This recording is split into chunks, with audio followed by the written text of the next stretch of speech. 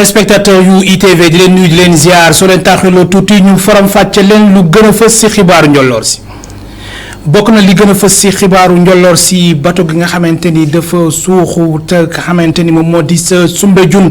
foofu nag lu ñu fa nemmeeku mooy ñetti pêcheur ñoom ñoo fa ñàkk seen bakkan ginnaaw bi nga xamante ni ul bu doy waar moo am foofu lay daan si ñëw si biir xibaar yi ak reportage bu soxna Ami Diouf si biir xibaar yi tamit daan ñëw si marche bi nga xamante ni waa Sen'Eau ñu ngi ko doon amal liggéeykat yi di ñaaw lu baax a baax taxawaayu direction bi naka noonu aussi ñu ngi sàkku ni gestion bi dañ ko war a xoolaat bu baax a baax lépp lu jëm si wàllum tamit seen salaire yi ñu yokku ko moo tax dem si ajuma ji dañ amaloon marche jàpp obélisque ba rond point bu RTS naka noonu article de la semaine tey ji ñu seeti suñu naataango yu nekk si yërekaay bi di Sud Quotidien ñëw ak ñun soxna Fatou Ndiaye ñëw ak ñun si li nga xamante ni mooy taxawaayu réseaux sociaux yi WhatsApp Facebook TikTok ak li nga xamante ni mooy Instagram moo tax muy laaj ndax vie privée amatina si mim réew lu ñuy jeexalee mooy lu gën a fës si yërekaay yi daan si ànd ak Alaaji Assane Top soo leen taaxiloo tuuti ñu faram fàccen leen lu gën a fës si xibaar yi.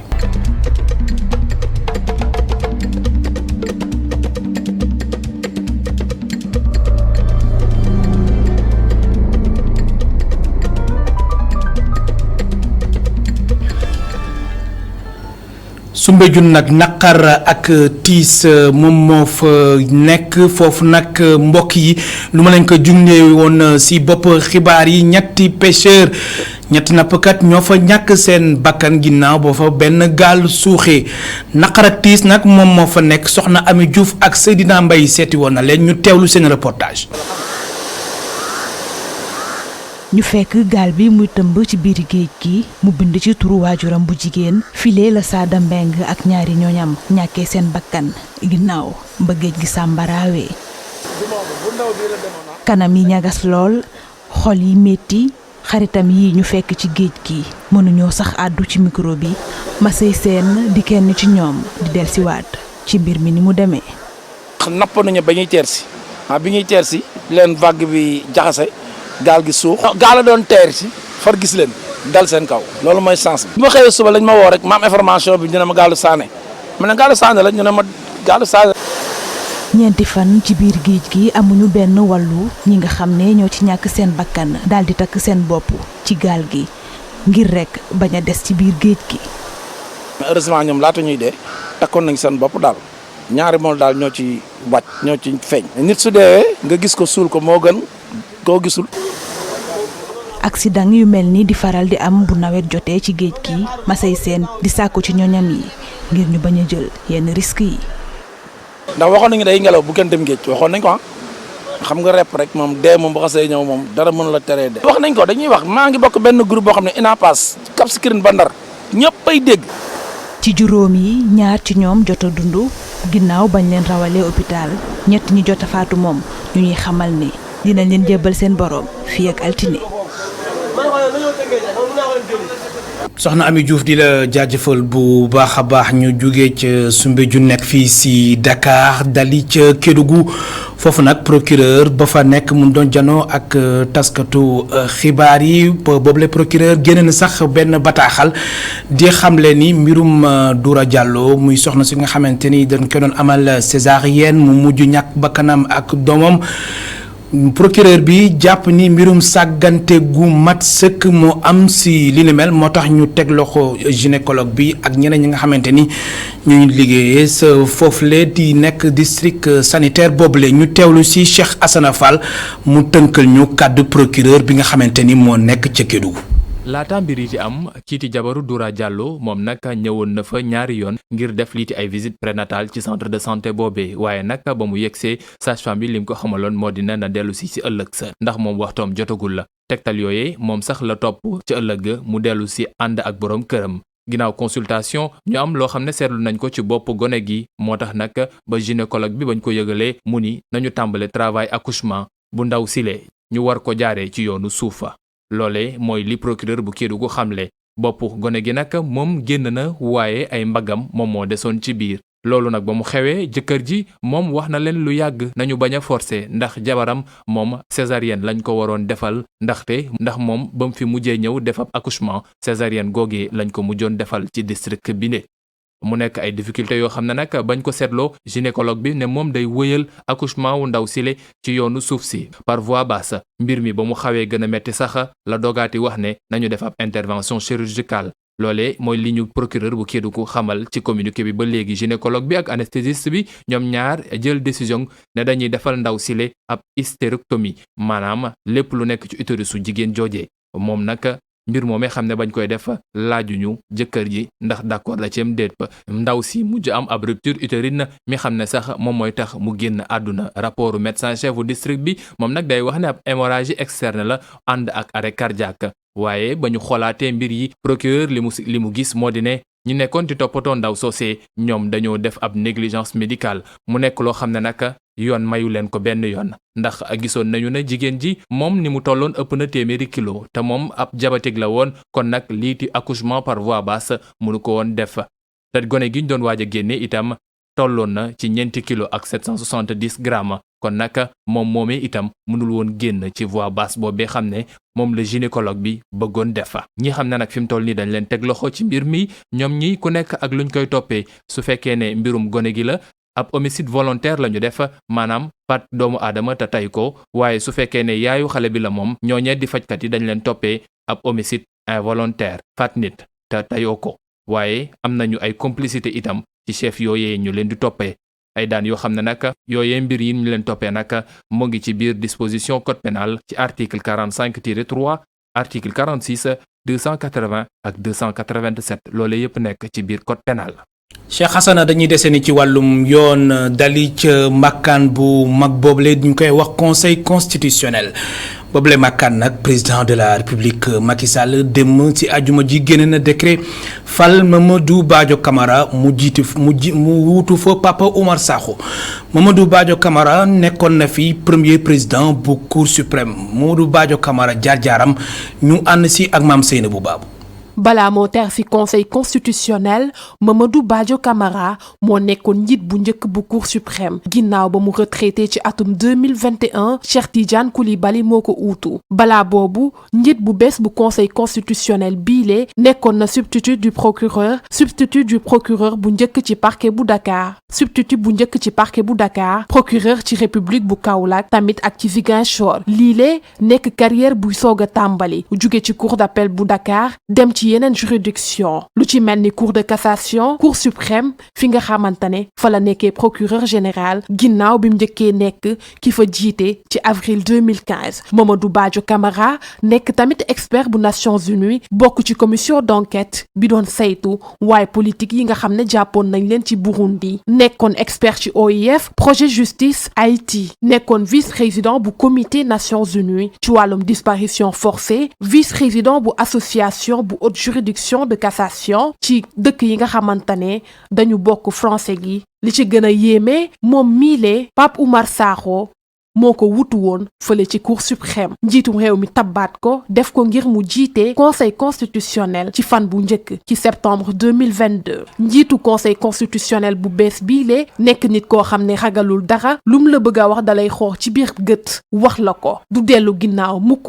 bu waxee def yenn yi moom miile ndax doon na nit koo xam ne jaar-jaaram am na solo loolu bam génnee ci section magistrature bu ENAM ci atum 1977 dugg na ci tribunaux de grande instance yi am na ay liggéey yoo xam ne amal na ko ci bitim réew am tamit ay taxawaay yu am solo ci ana naka la yoonu dëkk bi war a doxee. Maam Seynabou Babou di la jaajëfal bu baax a baax ñu àddu jëm ci wàllum cadre de concertation bi nga xamante ni moom moo ëmb société parapublique yooyu les cadres de concertation ñun doon janoo ak taskatu xibaar yi ñoom tamit ñu ngi sàkku si gouvernement bu président Macky Sall wala sax ñu ngi sàkku si njiitu réew mi président Macky Sall mu yokk seen salaire nu mu ko amalee fan yi ci agent yi nga xamante ni ñoo nekk ci fonction publique Moussa Diouf kañ la si ñoom ci boobule syndicat bi nga xamante ni moo ëmb société parapublique yi ñu doon janoo ak taskatu xibaar yi Ami Diouf ak Seydina Mbaye ñoo taataan kàddoom ñu teewlu ko. ñun cadre de concertation des syndicats des sociétés parapubliques ñi nga xamante ne ni ñi ko composé mooy SAED ISRA ANIDA ANCAR DPV SODAGRI INP et GTS SA ñi ngi ko sos biñ ko sosee yàggul lu tax ñu sos ko mooy dafa am lu ñu seetlu loo xamante ne nii nguur gi daf ñoo fàtte. ndax seetlu leen na fan yi yëpp am na ay yokkute yu am ci salaire ñuy liggéeyal nguur gi ak ci salaire ñuy liggéeyal ay ñi nga xam ne nii ñuy liggéeyal ñu dul nguur gi tey ñu moomal seen bopp mooy secteur privé te nag kenn mënul wax yokkute Sénégal kenn mënul wax développement Sénégal te tudd ci secteur parapublic bu agriculture mu yor mbay mi. yokkute payoor yi nga xamante ni yokkal nañ ko ñuy liggéeyal jàmbur yi en 2020 yokkal nañ leen seen salaire. am na jagle yi nga xam ne jagleel nañ ko suñuy naataangoo yuy liggéeyal affaire mbay mi te seen kilifa nekk suñu kilifa di ministère de l'agriculture et de l'équipement rural. te tamit yokkal nañu ñuy liggéeyal nguur gi tout récemment yéen ñëpp xam ngeen ne yokkal nañ leen te ñun ba léegi kenn waxu su ñun dara ñu ngi ñaan président mu comprendre comme suñu compréhension. sa boobu la jamono tamit liggéeykat yu nekk ci société bi ñuy wax Sen'Eau ñoom tamit ñu ngi ñaxtu ndax dañ génnoon amal ab manifestation ci place de la nation ex obélisque ñu ne nag anam bi nga xamante ni ñoom nañu yore Sen'Eau jaaduwul anam gu doy waar moom moo fa nekk seen situation demeewul noonu ñoom aussi ñu ngi sàkku ñu yokk seen salaire ñu teewlu si Alioune Dieng moom mooy chargé des affaires juridiques ca CSA di confédération des syndicats autonomes ci micro Souleymane Diallo. waa Sen'Eau bi ñu ñëwee ba léegi lépp loo xamante ne dafa nekkoon acquis maanaam muy ak yelleefu liggéeykat yi ñoom dañu ñëwaat pour dellu si waat si loolu donc xeex bi commencé wul tey donc ñoom boo xoolee depuis bu ñu ñëwee ba léegi travailleurs ñu ngi xeex dégg nañ ay irresponsable ñuy wax ne grève bu ñu grève sax si fan yi ñu génn amul impact. mais je pense que ne loolu dañ ko waroon rafetlu mais waruñu ko ñaawlu parce que les travailleurs ont fait preuve de responsabilité parce que bu ñu nekkoon ay irresponsable dañuy saboter réseau bi donc ndox du am population yi di sonn donc ñoom bëgguñu egg foofu ak population yi moo tax bëgguñu bokk mu am un impact très négatif sur la vie des populations. wala ñu rafetlu ko ñuy taxaw ay irresponsable taxaw di wax ne way grève bi amul impact donc lii avertissement la. vraiment bëgguñu egg foofu ñi ngi ñaan autorités yi les autorités de ce pays le gouvernement ñu jël seen matuwaay ñu bañ a egg foofu parce que loolu ñëpp mën nañ voilà donc je pense que ne lii dafa war a tax dañoo bëgg àdduna yëpp dégg Sénégal yëpp dégg suba bu amee lu naqari buñ ko teg liggéeykat yi parce que liggéeykat yi mun ngeen dafa mën a yem voilà on espère que nag le message sera entendu donc jarul ñuy guddal mën nañ ko yemale foofu ñu daal xamal population sénégalaise que ñëpp ñu xam ne travail def nañ seen kéemtalaay kattan pour que problème yi ñu réglé ko ci jàmm donc ay responsable lañu am ay en face moo tax muy egg si ba fii. ñu àddu jëm ci wàllum mën mi ndax plan Orsec moom naam sax bañ ko tàmbalee juróomi fan ci weeru août lu mat téeméeri site ak juróom-ñeent fukk ak ñett yi nga xamante ni dañu amoon mën juróom-ñaar fukk yi ak ñett yi ñoom génn nañ si mbënd bi waaye mën nañu wax ni plan Orsec liggéey bi jeexagul ndax am nañ liggéey ndax tey jii rek fajar ba sànq si suba Dakar dafa taw yu métti métti waaye démb ministre de l'Intérieur Antoine Félix Diome ak ki nga xamante ni moom moo di Serigne Mbaye Thiam ministre de l'eau et de l'assainissement ñu si doon janoo ak taskatu xibaar yi si teewaayu Amadou Bari ak Pape Mafal Fall mi nekkoon ci caméra bi. ñu déclenché ko ci juróomi fan ci weeru août bu weesu ginnaaw taw bu rëy wàccoon ci Ndakaaru te mu jur lorange plan Orsec bi tax na nguur gi daal di boole dooleem ngir mën a gën a xeex mënd mi buñ sukkandikoo ci jëwriñ Sénégal bu yor wàllum kaaraange mu ànd ak naataangoom bu yor wàllum cet ak sellal bi Antoine Félix Diome daal di rafetlu lu nguur gi jot a def ci weer ngir xeex mënd mi. ci ay gox yu bari amoon na ndox moo xamante ni jaaxaloon na ña ko dëkkee ba ci liggéey ak jàppandalu sapeur pompier yi ak ONAS ndox ma dem na ci yenn gox waaye du ci gox yépp la ndox yi dem am na gox yoo xam ni ndox yi demaguñ fa wala bu ñu demoon it dañuy dellusiwaat ndax ñaari mbir moo ko waral bi ci jiitu mooy ndox mi mën naa dem mu tawat ndox mi ñëw ñaareel bi mooy am na gox yoo xam ni dañoo dëkkee ci ay suuf yuy ball ndax dafa nekkoon yoonu ndox wala dafa nekkoon ci jamono foo xamante ni déeg la woon ba tax na su tawee ndox mi day gaaw di ball di yéeg jëm ci kaw. ngir anticiper bépp gàllankoor ci nawet bi bari ndox lool gouvernement bi daal di andi coppite ci doxalin gi ren. looloo waral boo leen seetloo sax am na ay xeetu message yu ñuy jox ci réseaux sociaux yi moo xam ci site internet yi wala ñu koy partager ci groupe WhatsApp yi dañ koy wesaare pour wax ni dee leen moytu jaar béréb sangam wala dee leen moytu jaar ci yoon wi ndax taw mi nga xamante ni ñi ngi koy xaar bu ñëwee mën naa indi gàllankoor ci dem beeg dikk bi. ba loolu tax na gis nañ ci ay retour yu bëri gis nañ ni population yu bëri ñu ngi rafetlu innovation yooyu maanaam yu yees yooyu nga xamante ni dugal nañ ko ci doxalin bi ngir gën leen a mën a xamal li nga xamante ni moom la ñuy séntu ci taw. muy àddu ci plan fukki at réew mi jëloon ci atum 2012 ngir xeex mbënd mi Serigne Mbaye Thiam daal di wax ne lu nu mel am na njeexital tax na dëkk ak diwaan yu bari tewatul naka noonu la nguur gi fas yéene woyal travaux yi ngir wutal ndoxu taw bi yoon ci diwaan yu bari ci réew mi. waaye nag waxuñu ne département Kër Massar yëpp réglé nañ ko fa parce que am na beneen marché bu 11 milliards boo xam ne bii balaa taw bi commencé lañ ko démarré ak benn entreprise buy commencé di ko def loolu mooy traité quartier yi nga xam ne seen xur mi ngi jëm ci boori lac yi nekk vers le nord vers lac Mbëbës liggéey boobu ñu ngi koy def te su paree tamit dana am njeexital ci quartier yooyu. ci turu nguur gi ñaari jëwriñ yi masaw bu baax a baax ñu loru ci mbënd mi laata ñuy dalal xel yi ne ñu ngi def seen kentalaay kàttan ngir ŋàcc ndox mi ci kër wala koñ yi nga xam ne dañoo taa ba léegi. Amadou Bari di la jaajëfal bu baax a baax Pape Mafal Fall moo nekkoon ci caméra bi ñu dese nii ak ministre bi nga xamante ni moo amee lépp lu jëm ci wàllum ndox meek ak certain beek di assainissement ki nga xamante ni mooy Serigne Mbaye Thiam àdduna ci li nga xamante ni moom moo soxol fleuve Sénégal ak Gambie ndax fan yi ñoom ñu doon def ay alerte di wax ni askan bi dañ def nak ndax fleuve bi mu ngi dem di yéeg bu baax a baax waaye jamono ji nee na mbir mi ñu ngi koy bàyyi xel bu baax a baax te mën nañ bañ a jaaxle ñu teewlu si Serigne Mbaye Thiam ci micro Amadou Bari. bés bu jot mën naa wax sax ñaari yoon gën gaa tuuti ñaari yoon ci bés bi fan la dexu Sénégal ak fan la dexu Gambie yem ci si ndox mi di yéeg léegi nag li ma mën a wax mooy fleuve Gambie commencement bi amoon nañu ay jàqare fële ci Kédougou waaye gis nañ ne ndox mi ngi commencé wàcc foofu ci fleuve Gambie. ci fleuve Sénégal fan yi passé gisoon nañ ne ndox mi yéeg na Matam waaye yéeg bi taxul mu yegg foo xam ne fii ëpp na dayoo bay dugg ci biir kër yi waaye ndox boobu yéegoon Matam léegi gis nañ ñoom mi ngi ñëw boori Podor Dagana ak Richard Toll ñu ngi koy topp donc waxtu wu nekk pour di su jaree ñu yëgal ko population yi pour ñu jël seen matukaay ndaxte xam ngeen ne mbënd moo xam ne moom dafa jógee ci dex goo xam ne gii dafa màbb dugg ci dëkk yi kenn mënu koo pomper parce que soo ko pomper da ngay pomper waat pour yóbbuwaat ci dex gi nga xam ne moom moo màbb donc loolu ñu ngi koy topp bés bu jot. sa boobu la jamono naataangoom bi di ki nga xamante ni mooy Dame Diop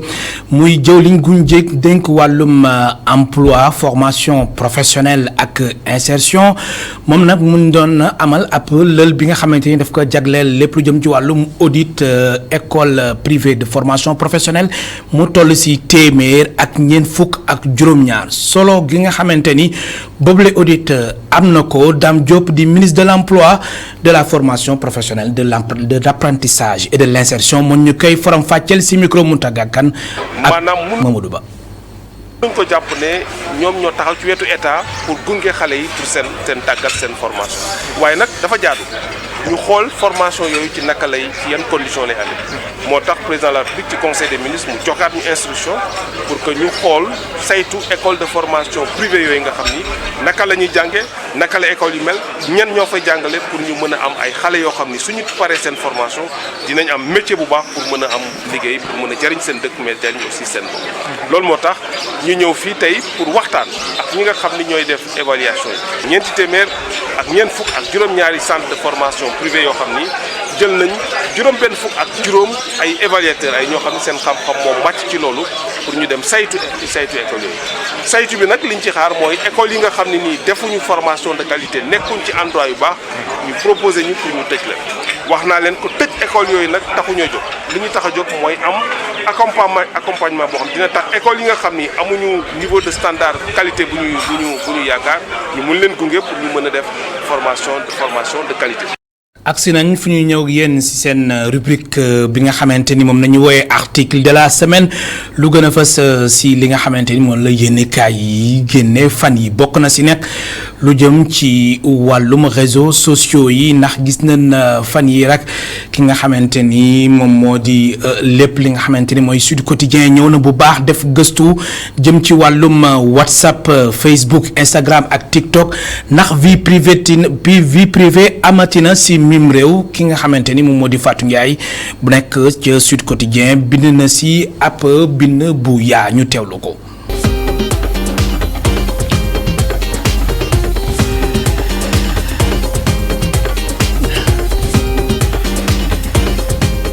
internet rawatina réseaux sociaux yi nu mu fi ne gàññ fës moo tax ñu bare nëbbatuñu dara dina mel nag Sud Quotidien bàyyi ko xel bu baax a baax def ci gëstu moo tax suñu naataango yi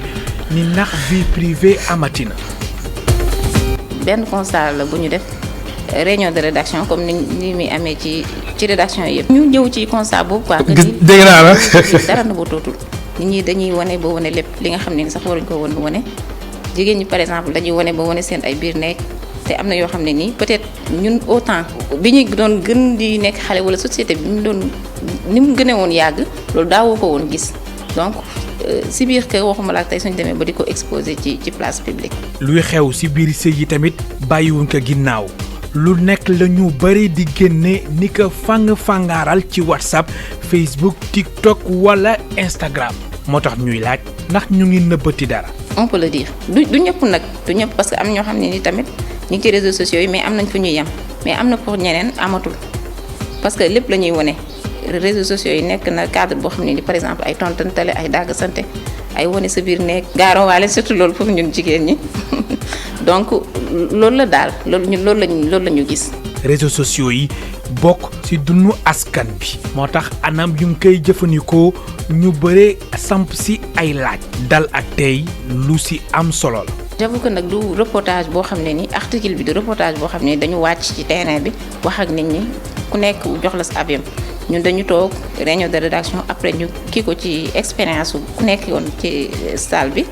parce que comme man WhatsApp laay utiliser le plus ñeneen leneen ak leneen donc ñu partir de là bind article bi donc préférence yi moom mënuma ci xuus trop. daanaka mën nañu wax ni vie privée amatul ginnaaw ba fi xarale yu bees yi amee doole ci àddina bi Sénégal kenn demul mu des ñu bëri di ko jëfandikoo ñenn ñi sax sañ nañ nataal nit ni ko fangaaral ci internet bi. jamono ji TikTok WhatsApp sax mais temps yi moom TikTok moo nekk ci digg bi nit ñi gis leen moom daf fi xaw a am doole peut-être tey nit lu mu am bëgg na keneen ki gis ko xalaat que ni tekki na walla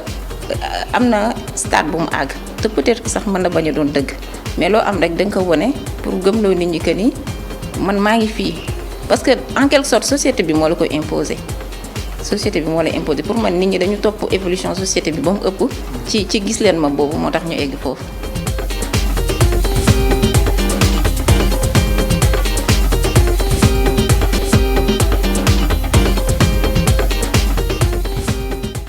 mu nekkoon article de la semaine ak Fatou Ndiaye bu nekk ca yéenekaay bii di Sud Quotidien nekk ca groupe Sud Communication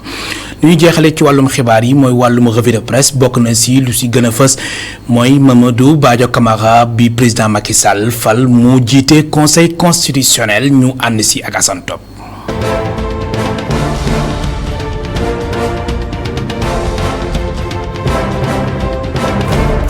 li leer mooy ca bopp conseil constitutionnel faxaseen nañu fa Papa Omar Sakho mi ko jiite woon bis ni ki tey yëf yi mi ngi ci loxol Mamadou Badio Camara bés bi la jour yéenekaay moo ko dëggal ne aw yoon jëm ci yetteelu mandat nag moom la ñuy fàkkal kii di njiitu réew mi Les Échos yéenekaay xelmati ci loolee tamit ne Mamadou Badio Camara min nañ ko ak kii di njiitum réew mi doon son excellence président de la république Macky Sall xam-xamam ci wàllu ko yoon nag kenn du ko mim balloo ci lam-lamee waaye nag ak tabeefam ci bopp ko conseil constitutionnel xel mën na caa tey fu mu min la te yàgg na fa defi mbir yéenikaay gi ne yéen a ngi fàttaliku yëfi Karim Wade ak kii di Khalifa Ababacar Sall mooy ki ko ŋànkoon te ko yàbbi ak lànkam ak bañam nag bu ci xasee jël ab dogal kenn du ko ci deltuloo gannaaw Les Échos ne la cay misaal mooy rek ba ñëpp taxawee ne seen am ak moomeef daañ ko dal di siiwal fa mu teg tànkam deltuwu ca gannaaw lu toll ci tarfatal ay ni njiitum réew mi nañu ko bàyyeek Mamadou Badio Camara moo xam la mu ci gis source a noone la ko dal di rëddee suba ak tey gile ak ci kilifteefu ko conseil constitutionnel ndax xaritoo bu yàgg la duwul tey bubaak léegi def na ay at nekkoon nañu sax ay ndong doon sàkku xam-xam ci daara ju kawe ji ba as ndaw boole woon na leen waaye nag ci xaritoo képp la yemoon journal bi moom moo ni leerale las yéenikaay mel ni ku naan ba lépp sotti ci ñetteelu mandat la ñuy fàkkal kii di njiitum réew mi journal bi ne bokk na ci la koy xaar nag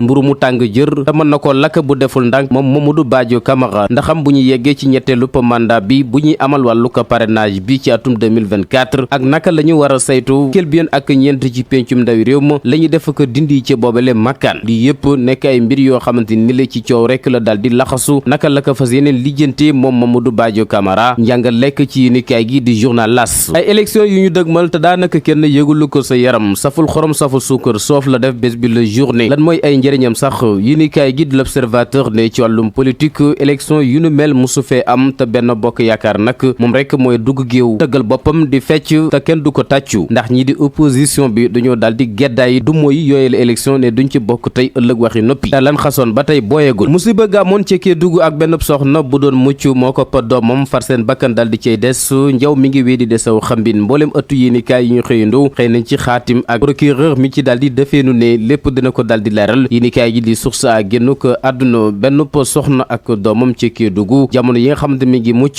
tax na ki di procureur ba nag daal di tilimal mbubb yu weex tàll yi nga xamante ni waa kër docteur ga foofee ña ngi ko doon sol di ko jëfandikoo ci seen mbirum liggéey Le Quotidien yéenikaay ne Kédougou génn ko àdduna Mami Doura Diallo procureur bi nag lam ci daal di jàngat ginnaaw pa gëstoom mooy mëne su cee dàq mbirum càggante ak ñàkku xarañteef ci seen wàllug liggéey ñoom waa kër docteur yooyu li tax na nag loole mooy sababu ñett ñi jàpp ne seen loxo génnut ci faatu ko ndaw sosé jamono jile caabi féete na leen gannaaw boobee le bés bi le jour yéenikaay daal di sol aw dal moom ngir amal ak l'enquête ci anam yi nga xamante ni moom lay soxna yi di wasine ak fan koy daal di jaare jox na ci kàddu ay soxna yoo xamante ni le dañun di nettali seenu ko métit saa bu ñu wasin kenn ci ñoom ñu ngi ko fekk ci yéenikaay gi di bés bi le jour ma nga naan ak lu métti fu nekk mën na faa jaarale doomam ba mu gane si àdduna ba mu des lii di césarienne moo ne day am na ko dàq loolee jàpp ne moom wàllu ko césarienne rek mooy li ko ji ngir bakkanam bañ a des saa buy ëmb ko imbi am ndox tuuru ci réewum Sénégal bàyyi ko ci asamaan si tax dëkk baa ngi lóor Les Échos yéenikaay ne gisaane ka di ci wàllu ko jaww ji dañu woon benn yoon di ci artu ak di ko saawanal ngir nit ñi gën ci bàyyi xel waaye nag ba mu demee ba tàbbal njàq rek tiitaange ci la ñëpp daal di jógandoo Les Échos yéenikaay ni ak ndajek daar le gouvernement bi daal di woote ci kilifteefu ko Antoine Félix Abdoulaye Diome ak tërali ne ko doxali yu ñu daal di nas rek wàllu génne askan wi ci wàllu ko mbënd mi jaare ko ci plan Orsec yéenikaay gi ni loolee nag nii la daal di tëddee ci wàllu ko xayma bi demoon na ci téeméer ak juróom-ñeent fukk ak ñeent ci ay barab yu ndox mi taawoon waaye tey fi tey juróom-ñaar fukk ak ñett ndox moomee daal dina fay ngiis téeméer ak ñaar fukk ak benn yi ña ngay wéyandi liggéey bi bés bi le jour yéenikaay ni ay jëwdin yu daal di sànneeku ci ndox mi yemoon rek daal di cey nuur waaye ña ngi ci daal di naqu ngir plan Orsec bi lañ cey xaar ci ay ngëneel la ko yokkute ñi daal di ko cey am ba dàqal jafe-jafe yi yoot askan wi nga xamante ni seen wàllu ko wër ndëkk mi ngi féete ci fleuve bu Sénégal wàllum lomb jéggaaniwu ko sunu lomb yéenikaay ma fa féetale boppam ngir di ko waxtaane suba su nekk mi ngi xëy di daagu ci ëttu Fass Ndakaaru ñaar fukki combat la écurie bi daal di am fukk ak ñett yi jëleen na ca ndam ñetti jël la daal di xalangu yéenikaay gi ne kii di Gris Bordeaux mi ngi doon jéem a njett Balla Gaye numéro 2 farme mooy ndax dañu ko mbas forsa dëggal boppam ginnaaw ba mu tuuree cumbeekaayu ki di Pakala bu dee ñi ñuy waaja lim Gris 2 Lac Rose Général Bara Ndiaye ba ci Parisien ba tey jilee ñi ngi wéy di naan ngelaw ne gisuñu ku leen tëggal ab combat Serigne Ndiaye 2 aw yoonam ma ngi cay wéyandi Kati Diop ne bilangu saison bi lekay mucc na ay ci ñoom moo di entraîneur principal bi. Assane Top di la jaajëfal bu baax a baax mbokk téléspectateurs yéen tamit ñu leen di jaajëfal bu baax a baax amul seen fay li mu fi ruuse woon si xibaaru njolloor si fii si ITV yeneen xibaar 18h45 ci wolof ak Modou Mbacké Niang 19h45 si français ak Adama Anouchka Ba jaa ngeen jëf ñu yenu si jàmm.